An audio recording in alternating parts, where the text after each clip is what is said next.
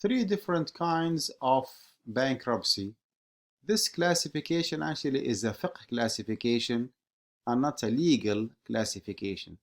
Okay, legal speaking, we have here in the US chapter 9, chapter 11, chapter 13, okay, with different privileges, with different rights, with different waivers for those who are declared bankrupt. But this is actually something very, very technical that we are not, interested in this discussion. What you are interested in here is the fiqh classification.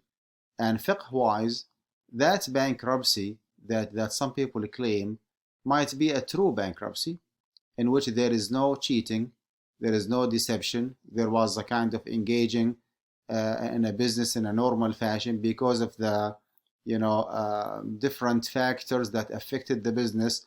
That person or that entity became unable to catch up or to keep up the payments or the financial obligations toward other people or other entities. That's exactly like what you are experiencing nowadays here in the US. We are now in June 2020, and we are still actually under the impact of the pandemic, COVID-19.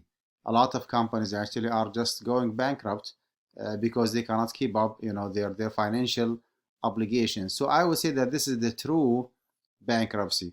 There is another kind that's a deceptive bankruptcy. That is the one that involves, deception, cheating, lying. That applicant is not honest, is not transparent. He or she, claims something that is not true. As simple as that. So this is the deceptive bankruptcy.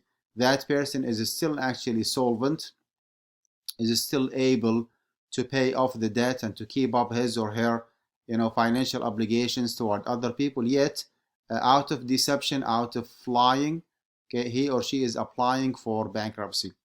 Third and the last one is the derelict bankruptcy.